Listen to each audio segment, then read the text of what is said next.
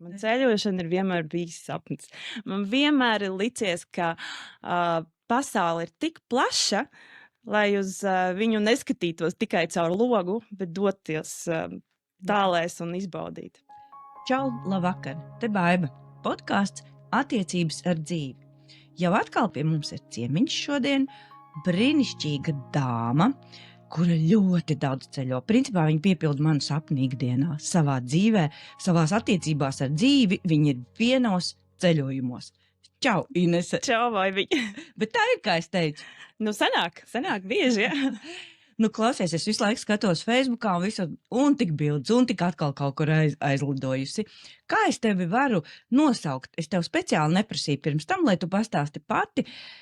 Tūroperatore, ceļojumu palīdzētāja, izplānot, kā tas notiek, kā tas saucās vispār? Pareizāk būtu ceļojuma aģents.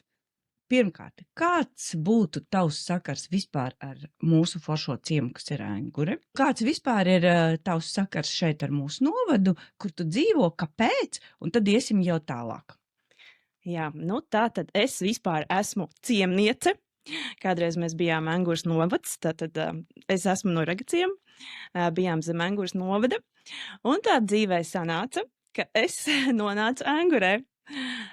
Padzīvoju šeit kādu laiku, iepazinu jūs visus engurniekus, un līdz ar to kādu brīdi sevi arī uzskatīju par engurnieci, un man vienmēr šeit ir prieks atgriezties, jo es šeit vienmēr jūtos kā mājās.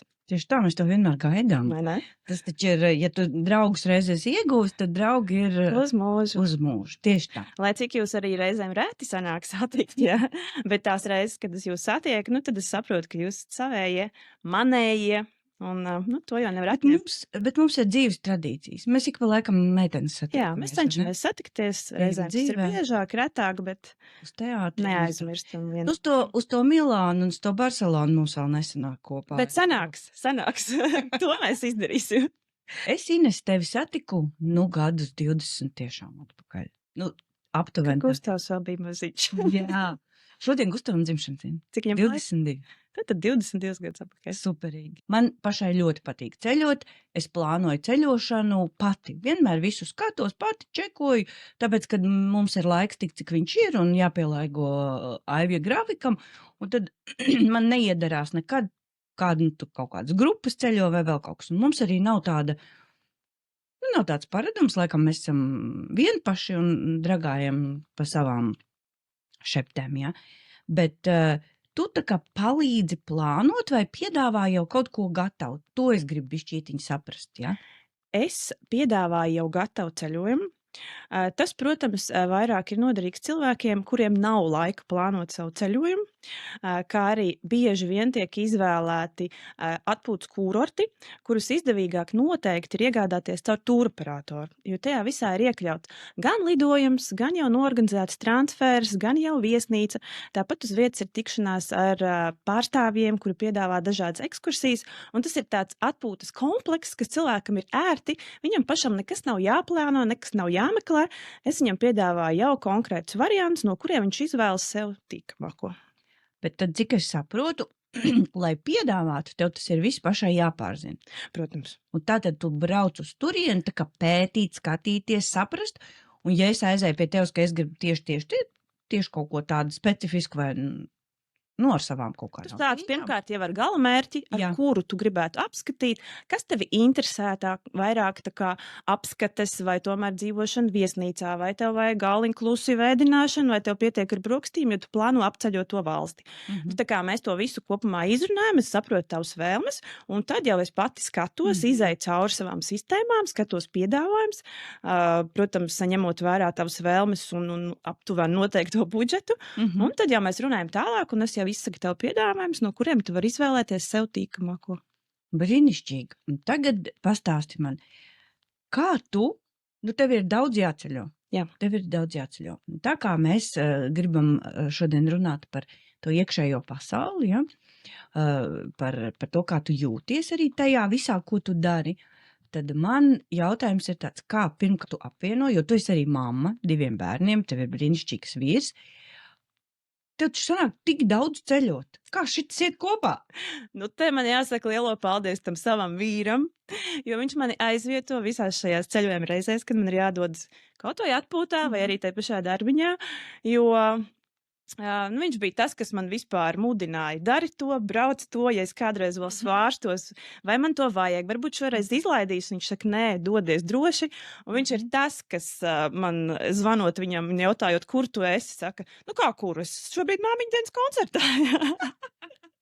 Savukārt bērni jau lielāki, viņi arī paliek pieņemošāki. Viņi saprot, ka māma aizbrauks, viņi būs pēc nedēļas atpakaļ. Un es jau cenšos arī viņus maksimāli paņemt līdzi. Tā kā, nu, apvienoju to liederīgo ar patīkamo. Bet tu to noteikti nedarītu, ja tas pašai nepatiktu. Man ļoti patīk. Man ceļošana ir vienmēr bijis sapnis. Man vienmēr ir licies, ka pasaule ir tik plaša, lai uz viņu neskatītos tikai caur logu, bet doties tālēs un izbaudīt. Bet pirms 20 gadiem tu to tā neredzēji, pareizi? Kā tu redzēji dzīvi pirms 20 gadiem? Nu? Redzi, tad man bija cits prioritātes.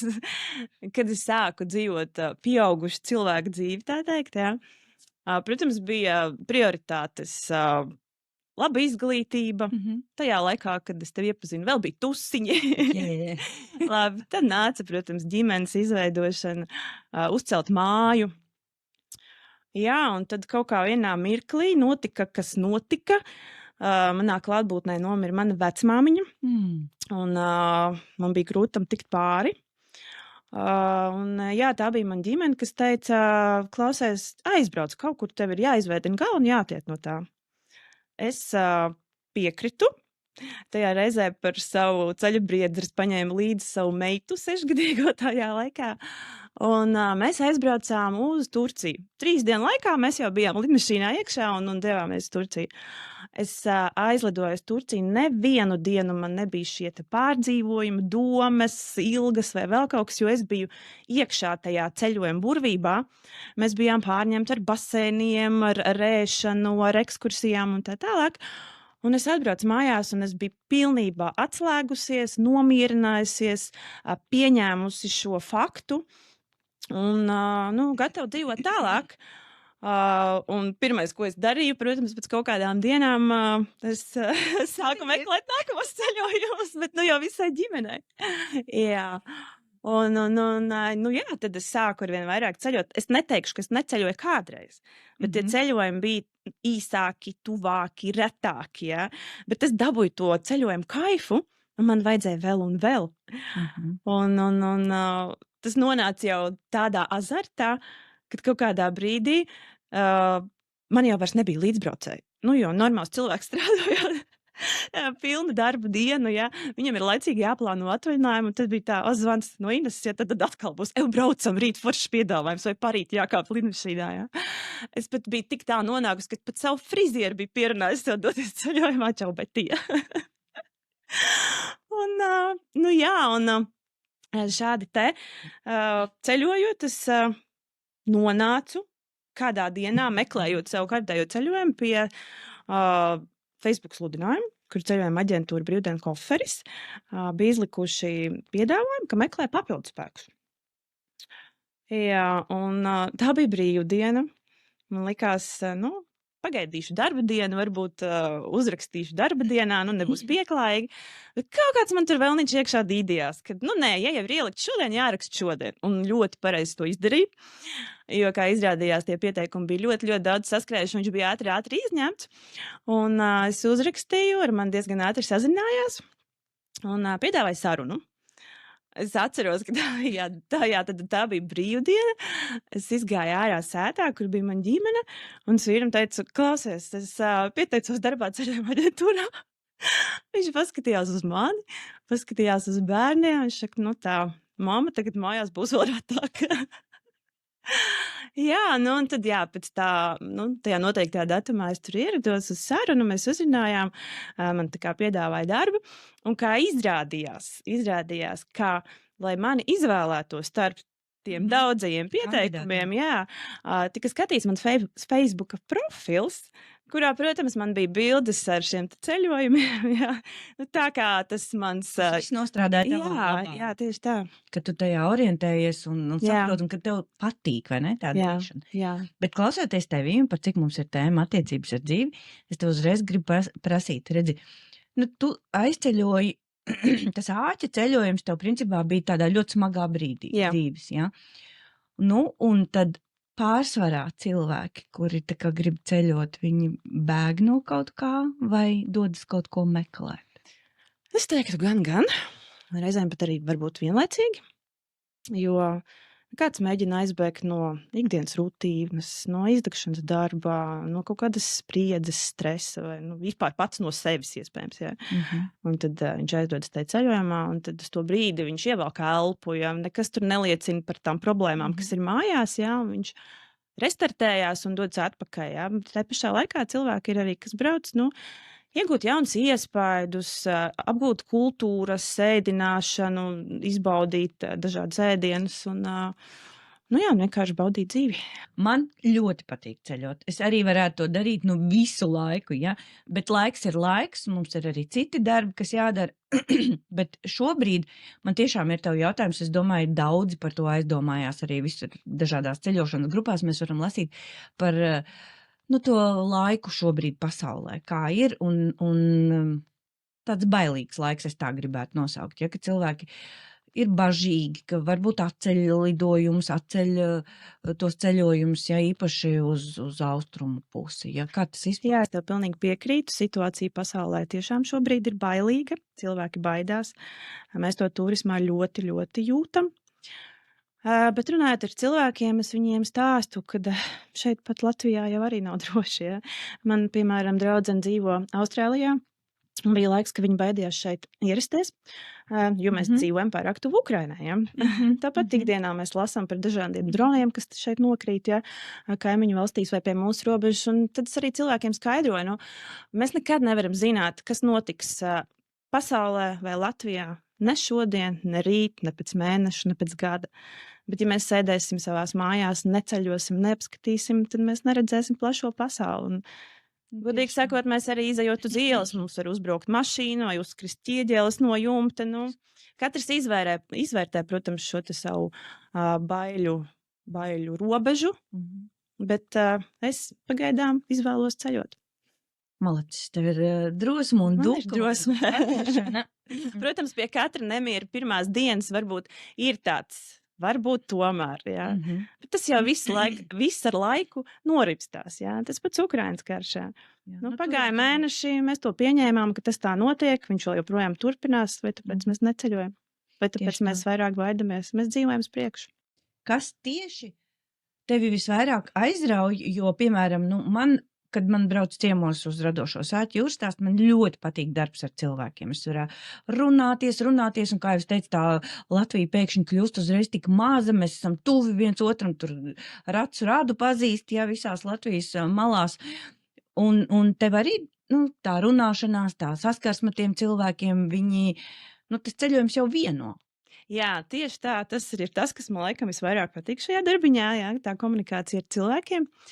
Jo tie cilvēki ir tik šausmīgi dažādi, kaut vai savās izvēlēs. Kāds vēlas atpūtu kurortā, ja? Kāds vēlas apskatīt Grieķijas salas, kāds vēlas doties kruīzā pa vidusjūru. Un līdz ar to es katru dienu esmu tādā kā pasaules vidū. Jo vienu brīdi es esmu Turcijas all-inclusive viesnīcu izpētē, ja, nākamajā brīdī jau skatos kādus kalnu namiņus viņiem, ja, un pēc tam jau skatos Zanzibāras skaitākās pludmales piemeklē, ja. Tā kā, jā, protams, tā ikdiena ļoti, ļoti interesanta un dažāda, un es pat neesmu tur, ja, šeit mājās gatavojot piedāvājumus, esmu domās jau šajā galamērķī. Un vīram neskauž. Es pilnīgi klausos, un man patīk. Es arī gribu būt Zanzibārā un Turcijā un vēl kaut kur. Varbūt, jā, abiem jāceļo. Visai ģimenei jākļūst par aģentūru. Zini kā, pagaidām mēs braucam uz salīdzinoši tuviem galamērķiem tieši tā iemesla dēļ, ka bērni vēl ir salīdzinoši mazi. Es gaidu, ka viņi paaugsies. Tad, protams, mēs dosimies tālākos jau eksotiskākos galamērķos, ja. Tīri pārbraucienu lidojumu dēļ, ilgā laika dēļ. Līdz tam mēs nonāksim. Protams, bet tu domu saprati. Es pilnīgi sapratu. pilnīgi tādu azartu vairs stāsti. Bet katrā darbā tomēr ir kaut kāda savu garoziņu. Nu, saki, vai viss ir tik gludi un tik sajūsminoši? Nu, kas ir pats grūtākais? Es neteiktu, ka darbs ir grūts. Varbūt grūti ir tas, kas notiek fonā. Jo ir lietas, ko mēs kā aģenti nevaram ietekmēt, bet mēs tomēr esam atbildīgi. Nu, pieņemsim, kavējas reiss vai klients aizlido uz viesnīcu, kas neatbilst viņa vēlmēm vai gaidām. Neatbrauc transfers pakaļ. Ja? Nu, tas viss, tie visi pārmetumi, tas nāk pār mums. Ja? Vēl ir tāda lieta, ka mums ir jābūt pieejamiem vienmēr 24/7. Tas nozīmē, ka cilvēks var uzrakstīt man vakarā, viņš var uzrakstīt manās brīvdienās, viņš var uzrakstīt, ja viņam ir kaut kas noticis ceļojuma laikā. Līdz ar to tu tā pilnībā nevar atslēgties no darba. Ja? Un, mēs vienlaicīgi ceļojuma aģenti esam pārdevēji, mēs esam psihologi, mēs esam problēmu risinātāji, un reizēm arī ugunsdzēsēji. Tas viss forši. Tu esi redzējusi pasauli, tu satiec nemitīgi cilvēkus, tu saproti, kā tā vai ģimenei ir, kad tu ceļo, ja sajūtas. Nu, taču gan jau kāds pazvan mazumiņš un pasaka, mammo, es gribu, lai tu esi mājās. Un kā ir mainījušās tev pašas tādas pamatvērtības, nu, teiksim, tos 20 gadus atpakaļ un šodien? Nu, kā tu redzi sevi? Salīdzinoši kā toreiz tu domāji un šobrīd kā tu domā? Es noteikti vairāk novērtēju to, kas man ir, jo esot tālumā, tikai tad to spēju novērtēt un sailgoties pēc tā, kas tev pietrūkst un kas tev gaida mājās. Jā, mēs ar iepriekšējo viesi arī runājām tieši par to, ka mēs ļoti daudz dzīvē nemākam, neprotam, aizmirstam novērtēt to, kas mums ir. Un tieši šis te attālums un prombūtne ir tā, kas tev par to atgādina. Labi, bet tu katru dienu sanāk, ka redzi tomēr arī, ka citur tā zāle zaļāka. Jā, bet man ir tā īpatnība, ka tad, kad es kaut kur dodos, jā, es esmu ar mieru, es braukšu, es darīšu, un tiklīdz es dodos uz lidostu, man ir viss. Nē, griežam mašīnu atpakaļ, braucam mājās. Es negribu, man to nevajag. Priekš kam, jā, man taču te ir ģimene, man te ir pienākumi. Un, protams, kā es lidmašīnā, kā es nonāku uz galamērķi, protams, tā zāle tur ir zaļāka, jā, un man vispār nav pat vairs domas, jā, par to, ka varētu tur nedoties, jā, bet, loģiski tad pienāk jau tās nedēļas beigas, un tad jau ir tā sailgošanās pēc mājām un gribas atpakaļ uz dzimteni. Un kas ir visvairāk, kad tev jāraksturo tā sajūta? Es saprotu, ka tur ģimene, bērni, bet te iekšā, kaut kā tā kņudošā sajūta, par tām mājām, ko tu pirmais uzreiz domā? Nē, pirmais, kas noteikti man būs ienākot pa durvīm, būs pretī bērni, māma, ko tu man atvedi? Bet tad, protams, tās ir tālāk jau sirsnīgās sarunas par to, kā gāja mājās, par to, kā gāja man ceļojumā, un atkal tā lielā ģimenes kopā būšana, jā, kaut vai uz brīdi, uz mirkli, jā, jo pēc tam jau katrs atkal aiziet savās gaitās, kāds aiziet skolā, kāds darbās un tā tālāk, bet, ir tas brīdis, kad tu esi atgriezusies un tevi gaida, jā, un pēc tevis ilgojās.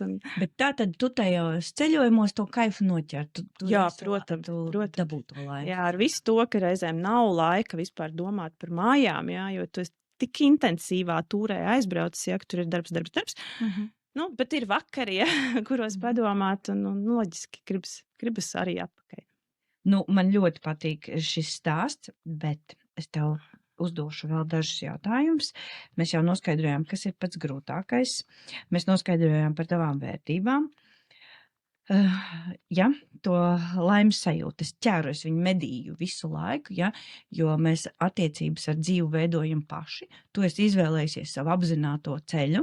Šobrīd un tuvākā nākotnē arī tu redzi, ka tu to turpinās darīt. Vai ne? Noteikti. Ja, un šeit iekšā tu esi laimīga. Tu atceries, ka tev daudz gadus atpakaļ. Jā, bet tu esi laimīga. Kad bija kaut kāda dilemma tur dzīves, un es tev vienkārši pajautāju, ja. Viss slēpjas atbildē, vai tu esi laimīga? Un es nezinu, ko tu šodien uz to man atbildētu. Jā, nē, šodien noteikti atbild būtu pilnīgi savādāka. Bet zini kā, es esmu tāds laikam mazo laimīšu cilvēks. Jā, man patīk tādas īsas, pavisam nejaušas, Bet tādas dziļas sajūtas, jā, un viņas parādās, nu, pēkšņi, jā. Nu, tā var būt, piemēram, kaut vai kafijas krūze no rīta vai, nu, kāda sirsnīga saruna vai vispār klusums, jā. Un man šāds laimīts ir katru dienu. Nu, redzi, un tas ir arī tas, ko es šajās sarunās medīju. Es visiem saku, mums ir gudri forši lieli dzejnieki, jā. Mēs atrodam ļoti daudz aprakstus par šīm mazajām laimītēm, un ka tā laime tiešām slēpjas dažādos mirkļos, nu, ka tādas vienas lielas nemaz nav. Jā. Un tu tieši saprati un atbildēji man pat nepavaicājot. Un to arī mēs dzirdam no līdzcilvēkiem, jo katrs atrod sevi, kāds sportā, kāds darinot māla traukus, ja, kāds ceļojot, kāds runājot un mācot citiem, kā būt laimīgiem, ja, mēģinot atrast sevi. Bet šodien tu to spēj jau definēt, vai ne? Tātad, nu, ir taisnība, jo tas vecums nāk ar to gudrību. Pieredze un gudrība. Ne tikai ar visu citu pārējo. Nu, labi, Ines, bet man ir vēl tāds jautājums. Ko tu savā dzīvē mainītu, ja tāda būtu iespēja? Nu, tev kāds ar burvju noiņu šodien pateikt, ka tev ir iespēja kaut ko mainīt līdz vienalga kaut ko. Es nedomāju, ka es doto brīdi kaut ko gribētu mainīt, jo es esmu tiešām pateicīga par to, kas man ir. Man netrūks nekā. Un, nē, es negribētu neko šobrīd mainīt. Es gribu šo te visu ierāmēt. Superīgi. Un tas ir paldies, un paldies, jā, radītājiem vai vienalga, jā, kas mums to visu dod, vai nemācēt novērtēt. Jo, nu, es teiktu, ka šobrīd esmu tiešām savā vietā, jā. Super. Tā ir tik vērtīga atziņa. Ne visi to jūt. Es nezinu, vai es tev pēc gada to pašu pateikšu, bet šobrīd es tā jūtos. Bet arī tas, ka tu pasaki, vai tu man to pateiksi pēc gada, tu atļauj sev mainīties nemitīgi. Jā. Tu atļauj sev dzīvot. Tu veido attiecības ar dzīvi tādas, kādas viņas ir, nevis ieliec sev rāmītī. Varbūt tu būsi atceļojusies jau. Varbūt. Es ceru, kādā birojā pasēdēt. Patiesībā, jā, man šī mazliet ir bailes, jā. Nu, skatoties, piemēram, uz to savu mammu, jā, nu, kura viņa ceļo, jā, bet, nu, ļoti maz salīdzinoši un reizēm nelabprāt, jā. Un tad es arī tā domāju, vai tiešām nonākot līdz viņas vecumam, man arī tā būs, vai es tomēr no tā neatteikšos nekad. Tu uzreiz paprasīji, kādi ir šie iemesli, un mēģini no viņiem izvairīties. Būtu tāda, nu, uzreiz būs recepti, vai ne? Labi, bet man iepriekšējais viesis ir atstājis tev jautājumu, Inese. Nosauc 3 lietas, kas tevi dara laimīgu. Mēs jau izrunājām apkārt, bet viņa tā kā uzdeva, lai tu nosauc tieši konkrēti. Tātad, nu, sāksim ar to, ka noteikti pirmajā vietā būs ģimene, otrajā vietā būs mani draugi, līdzcilvēki, un trešajā būs ceļošana. Superīgi, vai ne? Brīnišķīgi. Un īstenībā tevi klausoties, es saprotu, ka tev ir vesela laimes recepte citiem cilvēkiem, vai ne? Jā. 3 vārdos. Protams, lai izkāptu no rutīnas, tev ir jāizkāp no savas ikdienas un jāiekāp lidmašīnā. Tik vien! Un te jau ir tas stāsts, mēs ļoti daudzreiz pasakam sev nē savām vēlmēm. Protams, ka tas maksā, ceļojums maksā.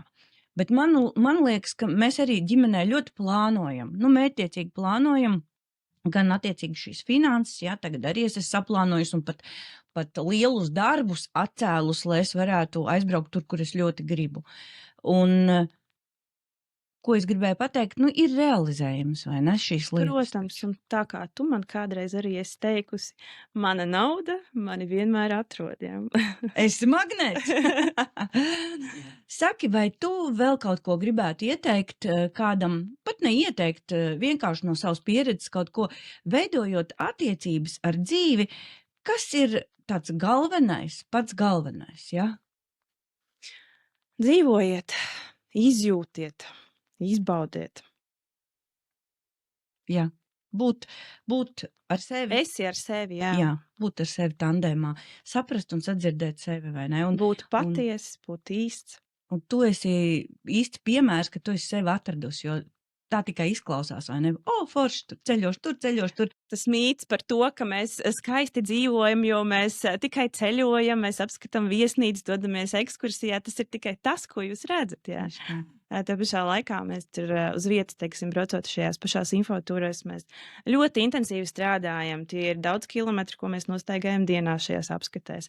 Agri rīti, ko mēs ceļamies, pārbraucieni. Ja viesnīcas ir kalnos, tad ir kāpnes, pa kurām ir jāstaigā augšā lejā. Un ja ārā vēl ir augsta gaisa temperatūra, nu, protams, ka tu vakarā aizbrauc uz to savu mītnes viesnīcu, nu, tu esi pārguris tiešām kā no smaga fiziska darba, ja. Un šīs te infotūras un izbraucieni tie ir 20% no mūsu darba, jo ikdienā jau tāpatās mēs strādājam ar sistēmām, līgumiem, rēķiniem, risinam dažādas problēmas, ja, nu, un reizēm zem liela spiediena un zem termiņiem. Tā kā, nu. Te es arī dabūju tavu garoziņu darbu. Tādu patiesu beidzot.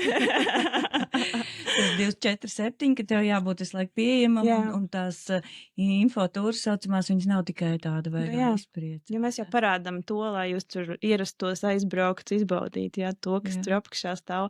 Cik mums tur smagi un grūti iet. Es neteikšu, ka ļoti, jā, bet, nu nav viegli, jā. Mēs tiešām tur strādājam.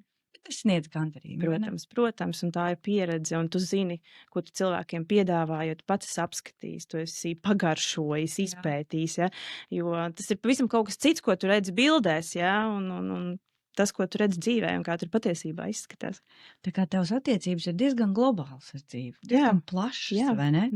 Nebija jau tā, ka man arī sākumā bija viegli, es nebiju pārliecināta par sevi, vai man tas izdosies, jā, bailes no nezināmā, jā, liels informācijas apjoms. Bet man kopš pirmās dienas bija tāda motivācija, jo es iepazinos ar šiem saviem kolēģiem, un viņi bija tik forši cilvēki, ka man bija iekšā tāds dzinulis, es nevaru pazaudēt šos cilvēkus. Ja man tas ir jādara, un man izdosies. Un, protams, ir pagājis laiks, jā, man jau ir pieredze, jau spēja ātrāk reaģēt, jau savi triki, jā. Nu, tā kā, šobrīd, jā, es varu teikt, ka es esmu savā vietā, un man patīk tas, ko es daru. Super, un es sadzirdēju vēl vienu laimes formulu. Tu esi ar saviem cilvēkiem. Jā. Un turismā esot, es esmu tik daudz sev jaunus, līdzīgi domājošus cilvēkus atradusi, tā kā, jā, man arī paplašinās draugu un paziņu loks ļoti. Brīnišķīgi tas ir. Es atceros, mums dēls kādreiz vidējais arī bija nometnē, ģitāristu Īvandē, un tad pēc pirmās nometnes viņš brauca mājās un tāds asaras acīs, viņš saka, kas ir tās, ko tu raudi, vai kas tev notic, tev kaut kas liek? Viņš saka, nē, mam, tu nesaproti. Es atradu savējos. Tur jau tā lieta, jo katra šī te infotūra, kurā mēs dodamies, mēs esam lielākoties pilnīgi sveši cilvēki, jo Latvijā ir ļoti, ļoti daudz aģentūras, ja? Un uz šīm infotūrēm parasti brauc kādi 11, un tas ir viens no aģentūras maksimums, un ne no visām tātad, jā. Un reizēm ir kāds, kas ir iepriekš satikts, ja, tad ir forši, bet lielākoties tomēr tie ir sveši cilvēki. Bet pēc tās nedēļas mēs jau braucam, visi pazīstam, mēs lidostā apturamies, mēs atvadamies, mēs pēc tam sazvanamies, jā. Jā, tā mēs arī viens otru atrodam. Ļoti laimīga dzīve. Jā, ceļojuma, ģimene. Labi, bet, piemēram, ja kaut kāda ķibelīda gadās, tur uz vietas, tur visādas apdrošināšanas un kaut kas tāds ir, ja, cilvēkiem. Es nezinu to pusi. Protams, atbalsts ir pirmkārt no mums, atbalsts ir no tūroperatoriem. Jā, protams, mēs vienmēr iesakam iegādāties ceļojuma apdrošināšanu, jo mēs nekad nevaram zināt, kas notiks ārzemēs, jā, un ja kaut kas nedodies notiks, tad tas būs par ļoti lielām summām. Jā. Jā, tās ir jau tās aizmugurs. Tās ir aizmugurs, jā. Tas ir viens, ko mēs, protams, izrunājam ar cilvēkiem, jā. Ines, milzīgs tev paldies, ka tu atbrauci un godīgi, forši, mīļi stāstīji par savu laimīgo dzīvi, laimīgo ceļošanu. Un es arī turpmāk novēlu tev blakus daudz laimīgus cilvēkus, klientus un ceļotājus. Ceļošana jau padara mūs laimīgākus, vai ne? Jā, paldies. Paldies jums un uz tikšanos jau citās sarunās.